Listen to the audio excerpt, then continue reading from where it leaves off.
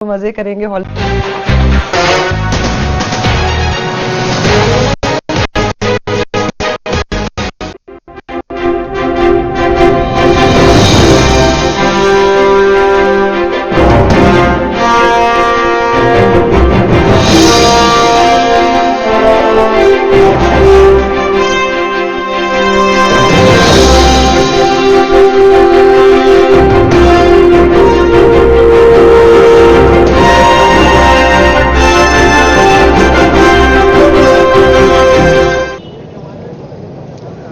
नमस्कार। डिजियाना न्यूज की चुनावी चौपाल आदिवासी बहुल जिले झाबुआ में आज जमी है। मैं इस वक्त झाबुआ के ऐतिहासिक राजवाड़े से इस चुनावी चौपाल को संचालित कर रहा हूं। डॉक्टर प्रतीक श्रीवास्तव, आप सब जानते हैं कि डिजियाना न्यूज की चुनावी चौपाल सभी संसदीय सीटों पर जा रही है और वहां जानने की कोशिश कर रही है कि जनता का मूड क्या है, सत्ता का जो फाइनल होने वाला है उसको कौन जीतेगा, चुनावी मुद्दे क्या हैं, किन मुद्दों को भुला दिया गया है और किन मुद्दों को और ज़्यादा उठाने की कोशिश की जा रही है। अब से थोड़ी देर पहले इसी राजवाड़ा पर प्रधानमंत्री नरेंद्र मोदी मैं भी हूँ चौकीदार को संबोधित कर रहे थे और उनकी आक्रामक तेवर ये बता रहे थे कि नरेंद्र मोदी ने ये चुनाव आक्रामक तरीके से लड़ने का फैसला किया है। जिस तरह से वो कांग्रेस पर हमलावर थे, जिस तरह से उनसे सवाल पूछे जा रहे थे और जिस सवालों का जवाब जिस बॉडी लैंग्वेज में दे रहे थे, उससे ये बात स्पष्ट है कि भारतीय जनता पार्टी अब पूरी तरह से आक्रामक मूड में आ चुकी है। लेकिन कांग्रेस ने भी कहीं कोई कसर नहीं छोड़ रखी है। कांग्रेस लगातार मोदी सरकार को घेरने की कोशिश कर रही है और इस बीच आज की सबसे बड़ी खबर यह है कि कांग्रेस के राष्ट्रीय अध्यक्ष राहुल गांधी अमेठी के अलावा केरल के वायनाड से भी चुनाव लड़ेंगे। हालांकि ये एक चौंकाने वाला फैसला है क्योंकि अभी तक गांधी परिवार अमेठी और रायबरेली से ही चुनाव लड़ता रहा है। उपचुनाव के दौरान श्रीमती इंदिरा गांधी जरूर 1978 में चिकमंगलूर गई थी और एक बार उन्होंने मेंढक में जाकर चुनाव लड़ा। सोनिया ने एक बार बेलारी से चुनाव लड़ा, लेकिन ज़्यादातर समय गांधी परिवार के लोग उत्तर प्रदेश में अमेठी, रायबरेली और पंडित जवाहरलाल नेहरू फूलपुर से चुनाव लड़ते थे। पहली बार गांधी परिवार का कोई व्यक्ति केरल में जाकर चुनाव लड़ रहा है। इसके क्या मतलब हैं, इस पर भी हम चर्चा करेंगे। लेकिन सबसे बड़ी बात यह है कि झाबुआ जो मध्य प्रदेश का सबसे बड़ा आदिवासी जिला है, यहाँ क्या चुनावी मुद्दे हो सकते हैं। आज़ादी के बाद से झाबुआ हमेशा से कांग्रेस का गढ़ रहा है और जहाँ तक संसदीय चुनाव की बात की जाए तो हमेशा से यहाँ कांग्रेस चुनाव जीतती रही है। सिर्फ एक बार दिलीप सिंह भूरिया जो पूर्व कांग्रेसी थे लेकिन भारतीय जनता पार्टी में आकर वो एक बार चुनाव जीते थे 2014 में, जब मोदी जी की लहर थी। लेकिन इसके अलावा हमेशा कांग्रेस जीतती रही है। दिलीप सिंह भूरिया भी कांग्रेस की तरफ से कई बार सांसद रहे, उसके बाद कांतिलाल भूरिया लगातार सांसद बने रहे। उपचुनाव जब हुआ तो कांतिलाल भूरिया की वापसी हुई और वो फिर से चुनाव जीते। लेकिन 2013 के विधानसभा चुनाव में बहुत चमत्कारिक नतीजा झाबुआ जिले ने दिया था। झाबुआ और पास में लगे हुए अलीराजपुर जिले की सभी सीटें भारतीय जनता पार्टी ने जीतकर अपनी जड़ें यहां पर जमाई थी और संघ के माध्यम से, वनवासी कल्याण परिषद के माध्यम से, सेवा भारती के माध्यम से जो काम होता था उसका असर 2013 में दिखा था। लेकिन 2018 आते आते वो असर समाप्त हो गया और सिर्फ झाबुआ नगर की सीट को अगर छोड़ दिया जाए तो झाबुआ जिले की बाकी की 2 सीटें और अलीराजपुर जिले की 2 सीटें कांग्रेस ने जीत ली है। झाबुआ रतलाम संसदीय क्षेत्र में कुल 8 सीटें हैं, जिसमें झाबुआ जिले की 3 सीटें हैं, अलीराजपुर जिले की 2 सीटें हैं और रतलाम जिले की 3 सीटें हैं। और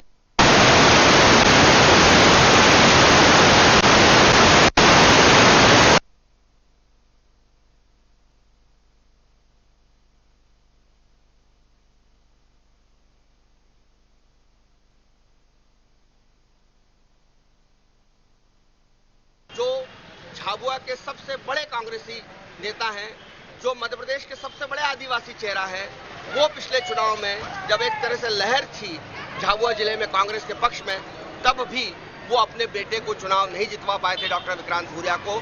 और कांतिलाल भूरिया को व्यक्तिगत रूप से अपने बेटे की पराजय का गम सदमा सहना पड़ा था। ये एक बड़ा राजनीतिक घटनाक्रम है। इस बार कांग्रेस पार्टी ने कांतिलाल भूरिया को अपना उम्मीदवार घोषित कर दिया है, लेकिन कांतिलाल भूरिया के कद के बराबर का अभी भाजपा नेता कोई उम्मीदवार ढूंढ नहीं पाई है और तमाम नाम चल रहे हैं।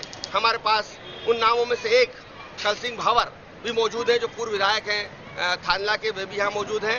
झाबुआ के भाजपा के विधायक जीएस तोमर, जो पूर्व प्रशासनिक अधिकारी हैं पीएचई से, वे भी हमारे पास यहाँ मौजूद हैं। इसके अलावा कांग्रेस के दो प्रवक्ता हमारे बीच में मौजूद हैं, भट्ट साहब मौजूद हैं, सबीर हुसैन साहब मौजूद हैं, और भी भारतीय जनता पार्टी और कांग्रेस के लोग मौजूद हैं, आम जनता मौजूद है। हम उन सब से जानना चाहेंगे कि झाबुआ में क्या गतिविधियां चल रही है, झाबुआ का राजनीतिक मूड किस तरफ है, और क्या 2014 झाबुआ में फिर से दोहराया जाएगा या फिर वैसा ही होता रहेगा जैसा हर बार हुआ है, यानी कांग्रेस की जीत। इसी मुद्दे पर मैं सबसे पहले बात करूंगा। मेरे साथ मौजूद है यहाँ पर भारतीय जनता पार्टी के शहर के विधायक झाबुआ के दामोद साहब।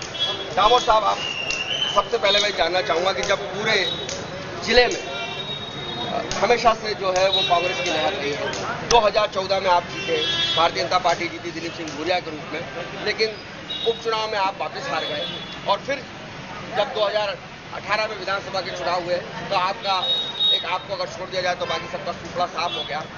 पार्टी का फूल कमल कितनी जल्दी मुरझा क्यों गया? देखिए, कांग्रेस ने हमारे जिले के जो जनजाति समाज के भाई हैं, उन लोगों को धोखे में रख के उनसे झूठे वचन पत्र भरवा करके ये कहा गया कि हम आपका कर्जा माफ़ करेंगे, कर्जा माफ़ कर रहे हैं, आप फॉर्म भरिए, और उन लोगों ने धोखे में आके उन पे साइन कर दी, वचनबद्ध होकर उन्होंने कांग्रेस को जिता दिया। परंतु 3 महीने में उनकी आंखें खुल गई है, उनको पता लग गया है कि हमारे साथ बहुत बड़ा धोखा हुआ है। इसलिए अब पूरे प्रदेश में, देश में और जिले में मोदी जी की सुनामी चल रही है, और हम भारी बहुमत से पूरे देश में जीतेंगे, प्रदेश में जीतेंगे और जिले में भी जीतेंगे। आपने कहा कि झूठा वादा किया, लेकिन जब उपचुनाव हुआ तब तो कोई झूठा वादा नहीं था। आप तो 2 साल बाद ही आपकी लहर खत्म हो गई। वादा किया था वो बाद में झूठा साबित हुआ, इसलिए अब जनता समझ चुकी है कि मैं उपचुनाव की बात कर रहा हूँ। लोकसभा का उपचुनाव हुआ, दिलीप सिंह भूरिया के निधन के बाद चुनाव हुआ, आप क्यों हार गए? तब तो कोई कांग्रेस ने कर्ज माफी का वादा नहीं किया था। देखिए, उस समय हमारे यहाँ पर जनता को एक बहला फुसलाया गया था कि आपके साथ ये गलत हो रहा, आपके साथ ये गलत हो रहा, आपके साथ ये गलत हो रहा है। उस समय राशन की एक बहुत बड़ी समस्या थी, जमीन के पट्टों की एक बहुत बड़ी समस्या थी, उनके कारण हम तत्कालीन कारणों से हारे थे। मेरे साथ एक वरिष्ठ कांग्रेसी नेता भी मौजूद है, उनसे हम चर्चा कर लेते हैं। पूरे जिले में भारतीय जनता पार्टी हार जाती है, केवल यहाँ पर झाबुआ में भारतीय जनता पार्टी को विजय मिलती है। सारे जिले में, अलीराजपुर के जिले में आप जीतते हैं, झाबुआ जिले में आपकी कांग्रेस पार्टी जीतती है, लेकिन कांतिलाल भूरिया जो इतना बड़ा चेहरा है, इतना बड़ा नाम है, अपने बेटे को ही नहीं जीता पाते। तो क्या कांतिलाल भूरिया का जादू अब खत्म हो गया है, या लोग कांतिलाल भूरिया से इसलिए नाराज हैं कि वो कार्यकर्ताओं को बढ़ावा नहीं देते, अपने परिवार को बढ़ावा देते? देखिए, कांतिलाल भूरिया की लोकप्रियता में कभी किसी प्रकार की कोई कमी नहीं आई। जहाँ तक इस विधानसभा में कांग्रेस की पराजय का संबंध है, कांग्रेस का ही एक प्रत्याशी खड़ा हुआ था, और दोनों प्रत्याशी डॉक्टर विक्रांत भूरिया और कांग्रेस का बागी प्रत्याशी, इन दोनों के मतों को यदि जोड़ लिया जाए तो कांग्रेस के 90,000 वोट होते हैं, और आज कांग्रेस पूरी एक होकर के लड़ रही है। ये 90,000 वोट में से हमारे वर्तमान विधायक के 60,000 वोट यदि कम कर दिए जाए तो भी हमारी 30,000 से लीड रहेगी। ये मेरा पक्का वादा है। कांग्रेस पूर्ववत पूरे बहुमत के साथ, क्योंकि झाबुआ हमारी एक पारंपरिक सीट है, झाबुआ की जो जनता है, झाबुआ के जो ग्रामीण नागरिक हैं, वे पूरे कांग्रेस विचारधारा के लोग हैं, और किसी कारण से आपसी छोटे मोटे मतभेद रहे हैं, उसके कारण से वे हमसे विमुख हुए थे, लेकिन आज पूरी तरह से कांग्रेस के साथ है, कांतिलाल भूरिया के साथ है, और हम सबसे ज्यादा लीड झाबुआ विधानसभा क्षेत्र से ही हमारी आएगी, ऐसा मेरा दावा है। आपने मेरे दूसरे प्रश्न का जवाब नहीं दिया कि कांग्रेस के कार्यकर्ता इस बात से नाराज रहते हैं कि कांतिलाल भूरिया परिवार को बढ़ाते हैं। जेवियर मेड़ा जो आपके बागी बने थे, वो भी इसलिए बागी बने थे कि उनको लगता था कि उनका हक है, लेकिन उनकी जगह वो अपने बेटे को बढ़ावा दे रहे हैं, अपनी भतीजी को बढ़ावा दे रहे हैं। क्या कांतिलाल भूरिया गांधी परिवार की तरह परिवारवाद के सबसे बड़े समर्थक है? देखिए, जहाँ तक उनकी भतीजी का संबंध है, वो पिछले 25 साल से जिला पंचायत की अध्यक्ष रही है, 4 बार रही है और अपने बलबूते पर, कांतिलाल भूरिया का उसमें कोई सहयोग नहीं, वे अपने बलबूते पर जीत करके आई है। अपने बलबूते पर पूरे जिले में उन्होंने अपनी एक आभा मंडल तैयार किया है, कार्यकर्ताओं की टीम तैयार की है और स्वयं इतनी जागरूक है कि बाहर से भी जो लोग आते हैं उसके उनके स्पीच सुनते हैं, उनके विचार सुनते हैं तो उनको शेरनी करके संबोधित करते हैं। वे उसकी ताकत है। कांतिलाल भूरिया का उसमें कोई सहयोग नहीं। इसी प्रकार डॉक्टर विक्रांत भूरिया का भी संबंध था। विक्रांत भूरिया पिछले 5 साल से एक युवा लीडर के रूप में कार्य कर रहे हैं और प्रदेश कांग्रेस ने, ऑल इंडिया कांग्रेस ने उनमें विश्वास व्यक्त किया और यूथ कांग्रेस के कोटे से उनको टिकट दिया था। क्या कांतिलाल भूरिया परिवार को बढ़ाते हैं? ये कांग्रेस की बहुत पुरानी बीमारी है। अगर आप राष्ट्र स्तर पर देखें, नेहरू जी, इंदिरा जी, राजीव जी, राहुल जी, सोनिया जी, तो ये परिवारवाद का जो बीमारी है ये राष्ट्रीय स्तर से झाबुआ जिले तक आई है। हमारे झाबुआ जिले में कांतिलाल जी ने किसी भी कांग्रेस के कार्यकर्ता को आगे नहीं बढ़ने दिया। यहाँ तक कि जेवियर पहले विधायक बना, उसका अधिकार था, उसको भी टिकट नहीं लेने दिया। यहाँ पर जैसा आपने बताया, अगर आप गंभीरता से देखेंगे तो झाबुआ से विक्रांत भूरिया, जोबट से कलावती भूरिया, थानला से वीर सिंह भूरिया, ऐसे पूरे भूरियावाद चला रखा और इसी भूरियावाद से नाराज होकर लोगों ने उनका तिरस्कृत कर दिया है और आने वाले चुनाव में कांतिलाल जी को सब वोट इंडिया भिजवा देंगे वापस। अच्छा, आप अभी तक अपना उम्मीदवार क्यों नहीं ढूंढ पा रहे हैं? नहीं, देखिए, उम्मीदवार तय करना हमारी सेंट्रल कमेटी का काम है और वो मुझे मालूम है कि सेंट्रल कमेटी का काम है, पर सेंट्रल कमेटी आपके अभी तक झाबुआ में उम्मीदवार क्यों नहीं तलाश कर पाई? तलाश कर रखा है, घोषणा होना बाकी है और शीघ्र घोषणा हो जाएगी। मुहूर्त का इंतजार है जी। चलिए, बाबर साहब, आपका नाम तय कर रखा है क्या कि किसी और का कर रखा है? हमारा नाम नरेंद्र मोदी हमारा उम्मीदवार है। मतलब आपको लगता है कि आप अपनी दम पर चुनाव नहीं जीत सकते? नरेंद्र मोदी आपको तारेगा? नरेंद्र मोदी ही हमारा चुनाव उम्मीदवार है। इतना जो माहौल था, शिवराज जी ने, आप लोग बहुत दावा करते रहे कि शिवराज जी ने आदिवासियों के लिए ये किया, आदिवासियों के लिए वो किया, बहुत सारी योजनाएं चलाई, उसके बाद पूरे जिले में क्यों हार गए? जिले में अभी जैसा डामर साहब ने बताया है, इन्होंने झूठा वादा किया। हमारे नौजवानों को कहा कि हम 4000 रुपया प्रति माह देंगे उनको, और जो सोसाइटी का कर्जा था उनको कहा कि हम माफ़ करेंगे। इस प्रकार बरगलाकर इन्होंने झूठे वादे करके वोट हासिल किए।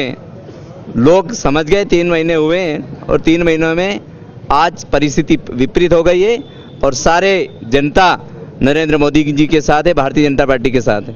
नरेंद्र मोदी जी के साथ है, भारतीय जनता पार्टी के साथ है। कांग्रेस प्रवक्ता भट्ट साहब मेरे साथ मौजूद हैं। भट्ट साहब, बहुत झूठे वादे किए हैं आपने, बहुत झूठे वादे किए हैं आप लोगों ने, और कर्जा माफी, कर्ज कोई माफ नहीं हुआ। कर्ज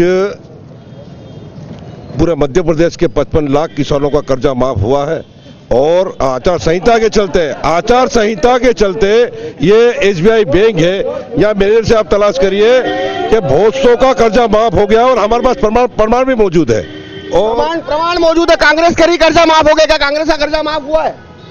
कांग्रेस ने कर्जा माफ किया है? कांग्रेस ने कोई कर्जा माफ नहीं किया है। किसी भी केंद्रीकृत बैंक, जिला सहकारी केंद्रीय बैंक में जाकर आप तलाश कर लीजिए। झूठे पर्चे दे दिए इन्होंने कर्जा माफी के, और आचार संहिता लगने तक उन आदिवासियों को गुमराह बना रहे थे। अब वे आदिवासी किसान इनको लोकसभा में निपटाएंगे। लोकसभा में आदिवासी कांग्रेस प्रमाण पत्र लेके घूम रहे हैं। आपके खाते में पैसे आ गए क्या? किसान कांग्रेस के नेता हमारे साथ मौजूद हैं। जब किसानों का जो कर्जा माफ हुआ है और जब भी कांग्रेस आई है, कांग्रेस ने जब भी कर्जे माफ किए, जो वादा किया है वो पूरा किया है। और यह सर्टिफिकेट है वहाँ का, और ये कर्जा माफ है कमलनाथ जी का, न कि ये शिवराज जी ने दिया है। ये कागज क्या है? कमलनाथ जी बैंक में पैसे आ गए? बैंक में ये खाता और सर्टिफिकेट हमारे साथ में NOC प्रमाण पत्र दिया है। सर्टिफिकेट बताइए। दे रहा हूँ ना, हमारे पास ये ऋण मुक्ति का प्रमाण पत्र सोसाइटी का है। ये ऋण मुक्ति का सारे कर्जे माफ हुए हैं, 22 लाख। आदिम जाति सहकारी संस्था ख्वासा का प्रमाण पत्र एक नहीं अनेक, ये 1.5 लाख रुपए के कर्जे माफ हुए हैं, जो भारतीय जनता पार्टी को दिन में दिखता नहीं है, रात में दिखता है। सर, आपको बताना चाहता हूँ, 2 मिनट मैं आपको बताना चाहता हूँ श्रीवास्तव जी, यहाँ पर क्या हो रहा है, 46 स्लैम्स है। वहाँ पर इन्होंने योजनाबद्ध ढंग से प्रबंधकों को बिठाकर प्रशासकों को बिठाकर प्रस्ताव करवाया। अभी बताएंगे 15। अरे 2 मिनट प्रशासकों को बिठाकर प्रस्ताव कराया है और प्रस्ताव कराने के बाद आज भी जिला सहकारी केंद्रीय बैंक के नोटिस जा रहे हैं। एक आदिवासी जिसका मैं थोड़ा सा नाम 62,000 का उसका कर्जा था, उसको 1.5 लाख का नोटिस अभी केंद्रीकृत बैंक ने दिया है। ये स्थिति जिले में और पूरे प्रदेश में स्थिति है। ये सिर्फ बेवकूफ बना रहे हैं और अभी भी जो प्रमाण पत्र दिखा रहे हैं बेवकूफ ये झूठा है, झूठा है। चलिए आप 15 लाख का जवाब देने वाले थे, 15 लाख नहीं आए। 15 लाख प्रधानमंत्री जी ने तो ऐसे बोला नहीं है, लेकिन इन्होंने मुद्दा गरीबों को उज्ज्वला योजना दी, गरीबों को 15 लाख की बात। हाँ 15 लाख का हिसाब दे रहे हैं। 5 लाख आयुष्मान योजना में 2.5 लाख रुपए का मकान दिया। 15 लाख नगद आने वाले तो उसका क्या हुआ? नकद का कोई बोला ही नहीं है। कौन किसने दिया है नकद का? कोई नहीं बोला। प्रधानमंत्री जी का एक भी स्टेटमेंट बना दो कि हम 15 लाख रुपए आपके खाते में भेजेंगे, ऐसा स्टेटमेंट बता दो। चलिए चुनावी जुमला हो गया आपके लिए भी। आप जब आप मौका देखते हैं तब चुनावी जुमला बना देते हैं उसको। ये नोटिस है, कर्ज माफी की जो बात कर रहे हैं, ये नोटिस है। कोर्ट ने नोटिस दिया है किसान को, ये नोटिस है, कोर्ट ने दिया है। जिनका कर्जा माफ करने की बात कर रहे हैं उनको न्यायालय से नोटिस मिला है कि आप पैसे मैं जवाब दे देता हूँ विधायक। चलिए आप बताइए, नोटिस मिल रहा है कोर्ट से जिनको आप कर्जा माफी करने की बात करते हैं, दूसरी तरफ से कोर्ट से नोटिस मिल रहा है, प्रमाण पत्र दिखा रहे हैं वो। ये जो नोटिस हमारे विधायक जी ने बताया है, ये उस बैंक ने जारी किया था। कोर्ट अभी लोक अदालत लगी थी, लोक अदालत के नोटिस 15-20 दिन पूर्व जारी हो जाते, उसके बाद उनका कर्ज माफ हो गया था। क्योंकि लोक अदालत का नोटिस पूर्व में चला गया था, तो एक नोटिस ले लेकर के ये पूरे घूम रहे हैं और लोगों को भ्रमित कर रहे हैं कि किसी का कर्जा माफ नहीं हुआ। भावसार जी है ये जो चिल्ला रहे, इनको हमने या किसी बैंक ने कर्जा नहीं दिया। असल में जिनका कर्जा माफ हुआ है वो किसान लोग यहाँ पे बैठे हुए हैं और वो प्रमाण पत्र बता रहे हैं। ये सब फर्जी लोग हैं, एक भी कि इसमें किसान नहीं है। कर्जा माफ करेगा। अगर कांग्रेसी किसान है तो उसका कर्जा कांग्रेस जरूर माफ करेगी। क्यों करेगी? क्योंकि वो बताना चाहेगी, जताना चाहेगी कि हम कांग्रेस के हमने आगे बैठ गए प्रमाण पत्र लेकर, कांग्रेसी है इसलिए कर्जा माफी का प्रमाण पत्र लेके आए और हमने प्रमाण पत्र दिया है, उसके साथ 2.5 लाख रुपया भी दिया है। हमने कोई झूठे वादे नहीं किए और न ही हमने कोई झूठे प्रमाण पत्र जारी करे हैं। हमारी सरकार ने जब भी प्रमाण पत्र दिए सही दिया और उसका सभी लोगों ने लाभ लिया और खरी उतरती। चलिए जी बताओ। ये केवल सीसीबी के जो कर्जे हैं वो माफ हुए हैं। इसमें एक और बैंक है जिला सहकारी कृषि और बैंक, ये अपने ग्रामीण बैंक, हाँ एलडीबी ना जिला सहकारी के माफ हुए हैं और एलडीबी के भी कई ऐसे कृषक हैं जिनके माफी नहीं हुए हैं। और राष्ट्रीयकृत बैंकों के, नेशनलाइज बैंक नहीं हुए, किसी भी प्रकार के नहीं हुए हैं। हमारे यहाँ में खुद मैं कृषक हूँ, मेरे पिताजी भी कृषक हैं। प्रकाश राठौर, कल्याणपुरा मेरे पिताजी के नाम से। ऐसा मैसेज भेजा इन्होंने कि ये मतलब आचार संहिता 12 बीघा। कितना कर्जा है आपके ऊपर? ये 1,20,000। कितना माफ हुआ? कुछ भी नहीं हुआ माफ। इस मामले को लेकर कांग्रेस और बीजेपी की अपनी अपनी राय है। कांग्रेसी प्रमाण पत्र दिखा रहे हैं, भारतीय जनता पार्टी के विधायक नोटिस दिखा रहे हैं। आम किसान की आम कसीन की किसी को चिंता नहीं है। आम किसान जो है वो परेशान है और किसान का सबसे बड़ा मुद्दा है। और ये बात खुद विवेक तन्खा जो राज्यसभा सांसद है कांग्रेस के, उन्होंने ट्वीट करके कहा है कि कमलनाथ सरकार को किसानों पर ध्यान देना चाहिए क्योंकि किसानों की परेशानी अब बढ़ रही है। ये खुद कांग्रेस नेता का बयान है। उसके बावजूद भी किसान के नाम पर ये राजनीति होती रहती है। झाबुआ में दूसरे भी बहुत मुद्दे हैं कि झाबुआ के अंदर दूसरे बहुत सारे चुनावी मुद्दे हैं। आज झाबुआ में उन मुद्दों पे हम चर्चा करते हैं। बताइए क्या चुनावी मुद्दा है? झाबुआ का चुनावी मुद्दा क्या है? झाबुआ की चुनावी मुद्दा यह है कि सरकार की अवधारणा है संविधान में, यह लोक कल्याणकारी राज्य की अंत्योदय योजना में यहाँ पे गरीब आदिवासियों का चिकित्सा में पंजीयन होता था, फ्री में उनको 5 लाख तक की उनकी चिकित्सा सुविधा मिलती थी। ये कांग्रेस की सरकार ने वो उस सुविधा को बंद कर दिया है। ये एक मुद्दा है। अब ये हमारे प्रदेश के मुख्यमंत्री ने आदिवासियों को ये बोला है कि इनको बोलते नहीं आता। 50 साल में इन्होंने साइकिल चलाना सीख लिया, मोटरसाइकिल चलाना सीख लिया और ये बोल नहीं पाते हैं। ये हमारे ग्रामीण भाइयों मुंह चलाना नहीं आता, मुंह चलाना नहीं आता। ग्रामीण भाइयों का, आदिवासियों का अपमान है। इसके लिए ट्रांसफर नाथ जी को माफी मांगना चाहिए। ट्रांसफर नाथ का क्या मतलब है? ट्रांसफर की सरकार है, ये 3 महीने में केवल ट्रांसफर बस ट्रांसफर ही करते रहे हैं। मैं यहाँ बैठे कांग्रेस के जो नेता उनसे पूछना चाहता हूँ कि मध्य प्रदेश में कमलनाथ की जो सरकार है चुनाव के पहले उन्होंने ये वादे किए थे कि पुलिस कर्मियों को वो उनके मकान के किराए देंगे, उनको ये वेतन छुट्टियां देंगे, वेतन देंगे सप्ताह में एक दिन, लेकिन आज तक कुछ भी नहीं कर पाए। बेरोजगारों को कोई उन्होंने चलिए कांग्रेस से हम जवाब ले लेते हैं, कांग्रेस से जवाब ले लेते हैं। ये जो गरीबों की जो हेल्थ की योजना थी, जो स्वास्थ्य की स्कीम थी, वो आरोप लगा रहे हैं कि वो बंद कर दी कमलनाथ की सरकार ने। बंद नहीं कर दी गई है, उसके लिए कांग्रेस पार्टी एक अच्छी तरीके से कार्य योजना बना रही है। और मैं और दावे के साथ कहता हूं, कांग्रेस जो कर्ज माफी की बात करे, कांग्रेस जो कहती है वो करती है। विगत 2008 के चुनाव में कांग्रेस ने एक वादा किया था 72,000 करोड़ का कर्जा, 72,000 करोड़ कर्जा जो माफ किया था 100 दिन के अंदर, और 100 दिन के अंदर रोजगार गारंटी की वादा किया था, वो वादा पूरा किया। कांग्रेस जो कहती है वो करती है। और ये चलिए कांग्रेस जो कहती है वो करती है। हमारे साथ कांग्रेस के वरिष्ठ नेता वीरेंद्र मौजूद हैं। आप कांतिलाल भूरिया की छात्र राजनीति से कांतिलाल भूरिया के साथी हैं।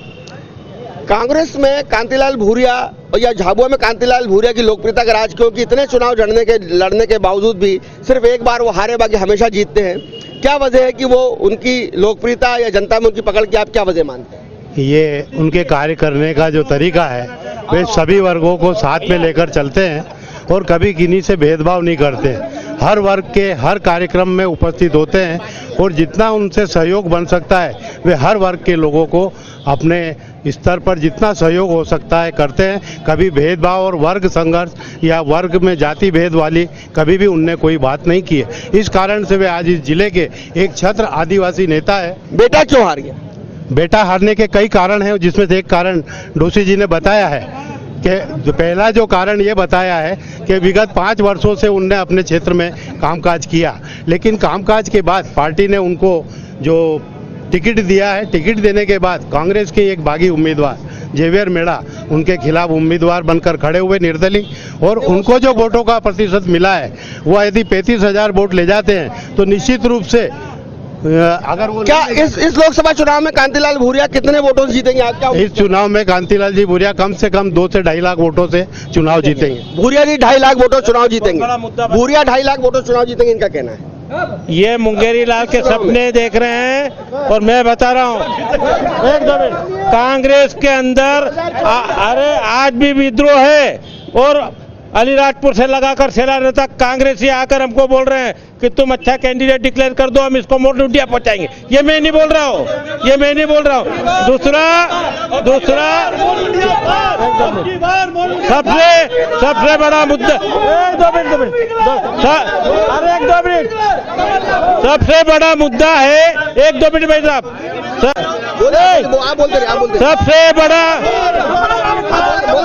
सबसे बड़ा मुद्दा है मध्य प्रदेश में किसानों को इन्होंने छलवा करके ठग कर झूठा कर्जा माफी करके 2 लाख का कर्जा माफी करने का आश्वासन दिया, नहीं हुआ है। और आज ये किसानों के हित की बात करते मैं आपसे पूछना, आपके चैनल के माध्यम से पूछना चाहता हूँ कि आज मध्य प्रदेश के किसानों की लिस्ट केंद्र शासन को प्रधानमंत्री योजना में जो 6,000 रुपए पर साल डालना है, सब राज्यों में। आप ये बताइए कि आप अभी तक अपना उम्मीदवार अभी तक क्यों? उम्मीदवार हमारा डिक्लेयर्ड है भाई साहब। नाम बताओ।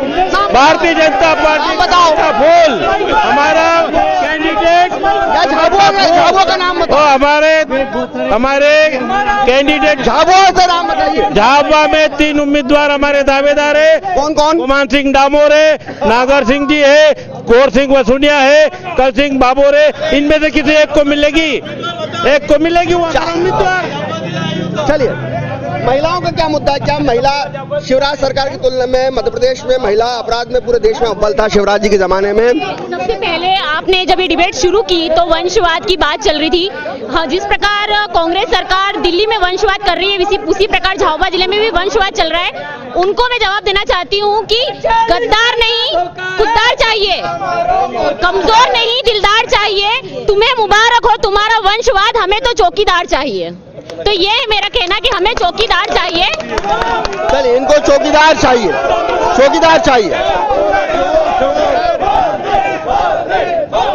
हाँ, ये अभी जो चल रहा था इस कार्यक्रम से पहले चौकीदार का एक कार्यक्रम चल रहा था। मैं भी चौकीदार हूँ, पर यहाँ जितने भी लोग बैठे हुए थे सब टोपी लगा के बैठे थे। इनके घर में चौकीदार घर पे रख के आए थे ये लोग, सब लोग। और चौकीदार अपने आप को चौकीदार बताने की कोशिश कर रहे थे। ये वो चौकीदार है जो आगे चौकीदारी का दिखावा करते हैं और पीछे के रास्ते से सब माल सरकारी माल। आज भ्रष्टाचार, झाबुआ जिले में भ्रष्टाचार बड़ा मुद्दा है। झाबुआ जिले में भ्रष्टाचार सबसे बड़ा मुद्दा है। आदिवासियों के नाम पर करोड़ों अरबों रुपए जिले में आए, लेकिन जिले का वो विकास नहीं हुआ जो जिले का होना चाहिए था। आज भी आदिवासी के सर पे फटा हुआ फेटा है, उसके तन पे फटी हुई चूनर है। आज भी आदिवासी अपने हक के लिए लड़ रहा है। आज भी आदिवासी को उसका वाजिब हक नहीं मिल रहा है। हम नौजवान साथी हमारे पास बैठे हुए हैं, क्या आदिवासी जो है इतने करोड़ों अरबों रुपए आने के बाद भी आदिवासी का विकास क्यों नहीं हुआ? मैं जब आ रहा था झाबुआ धार से, तब मैंने देखा कि वही उनके टूटे फूटे घर, वही झोपड़ियां, वही फटी हुई चूनर, वही फटा हुआ लहंगा धूप में करसते हुए। अरबों रुपए आने के बाद आम आदमी का उत्थान क्यों नहीं हुआ? कौन जिम्मेदार है इसके लिए? अभी जो बात कर रहे हैं, मेरे भाजपा के दोस्त यहाँ बैठे हैं, जो लोग बैठे हैं, वो जो प्रधानमंत्री आवास योजना की बात करते हैं। आदिवासियों का विकास तो इतना हुआ है, जब तक कांग्रेस, कोई विकास नहीं हुआ। मैं यहाँ देखता हुआ आया हूँ, कोई विकास नहीं हुआ।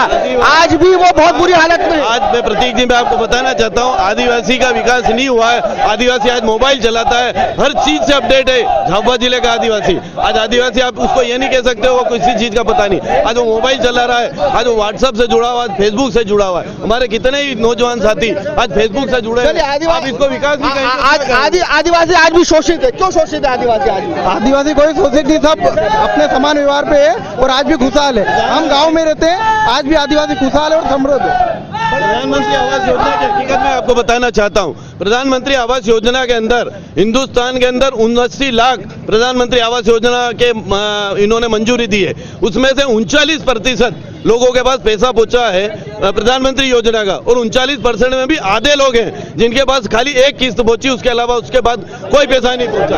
ये उसकी हकीकत है। किसान बीपीएल से एपीएल में आ गया, झाबुआ का किसान बीपीएल से एपीएल में आ गया, यही विकास है।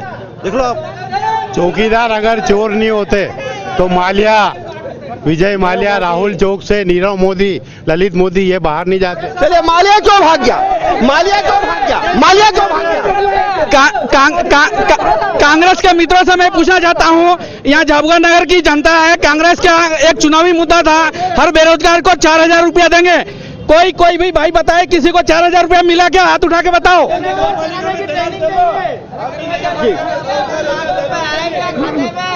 हमारे झाबुआ में लंबे समय से कांतिलाल जी सांसद हैं, पर मैं आपको बता दूं कि कांग्रेस की और कांतिलाल जी की जो इस जिले को सबसे बड़ी देन क्या है, शिक्षा के क्षेत्र में, स्वास्थ्य के क्षेत्र में और रोजगार के क्षेत्र में पलायन है। ये कांग्रेस की देन है। हमारे यहाँ पर अगर कहीं पढ़ना अच्छा हो तो बाहर जाना पड़ता है, स्वास्थ्य के लिए हमको बाहर इलाज करवाने जाना पड़ता है, और रोजगार के लिए हमारे आदिवासी बाहर जाते हैं, गुजरात जाते हैं, महाराष्ट्र जाते हैं, राजस्थान जाते हैं। तो ये हमारे सांसद की देन है इस जिले को, और अब हमारे आदिवासी पहचान चुके हैं कि हमारा सांसद कैसा होना चाहिए। आदिवासी पलायन कर रहे हैं, आदिवासी पलायन कर रहे हैं, ये आरोप है। देखिए, मेरे दो सवाल बीजेपी। सवाल नहीं, जवाब दीजिए। आदिवासी पलायन कर रहा है, सवाल करने के लिए मैं हूँ। मैं पार्टी नहीं हूँ, मैं तो जनता हूँ। आदमी की तरह से बताइए ना जी। सवाल दोहरा दीजिए। आदिवासी ऐसे पलायन क्यों करता है? जिम्मेदार नेहरू जी से लेकर के मोदी जी तक सभी हैं। जब सरदार सरोवर 70 साल पहले जब इसका ब्लूप्रिंट बना था तो सुरेंद्र नगर तक पानी ले जाने के लिए कैनाल की व्यवस्था थी, लेकिन कुछ किलोमीटर दूर पश्चिमी मध्य प्रदेश में अलीराजपुर, झाबुआ, धार, रतलाम, यहाँ के जो किसान हैं उनके लिए कोई व्यवस्था नहीं थी। कुल मिला के दोनों सरकारें यहाँ के आदिवासी समाज को जमीन के मालिक से फैक्ट्री या शहर का मजदूर बनाना चाहती है, और इसके लिए ये दोनों जिम्मेदार है। जितनी जिम्मेदार कांग्रेस है उतनी ही जिम्मेदार बीजेपी भी है। आज आदिवासी की दुर्दशा के लिए क्या झाबुआ जिले में व्याप्त भ्रष्टाचार जिम्मेदार है? बिल्कुल सीधे से जिम्मेदार है। भाई, आपसे मैं जो सवाल पूछना चाह रहा था वो यही था कि करोड़ों रुपए का ड्रेस घोटाला हुआ है और साहब टोपी पहन के कह रहे हैं कि मैं चौकीदार हूं। तो ये बताएं कि इतने सारे चौकीदारों के होते हुए भी झाबुआ जैसे गरीब जिले में, गरीब क्षेत्र के लाखों बच्चों की हजारों स्कूलों में जो पढ़ रहे हैं, उनकी ड्रेसों का जो पैसा है वो कहां भ्रष्टाचार की भेंट चढ़ा, ये चौकीदार बताए। चलिए, बहुत सारे सवाल हैं, बहुत सारे मुद्दे हैं, और सबसे बड़ा मुद्दा यह है कि पलायन हो रहा है आदिवासी का, और उसके लिए आम आदमी की टिप्पणी यह है कि आदिवासी के पलायन के लिए नेहरू से लेकर मोदी तक सब जिम्मेदार हैं। सरकारें आएंगी, सरकारें जाएंगी, लेकिन आम आदिवासी की हालत में कोई सुधार ना हुआ है, ना होगा। आपको हमारा कार्यक्रम कैसा लगा जरूर बताइए। देखते रहिए DGRN न्यूज। खबरों का सिलसिला जारी है, जारी रहेगा।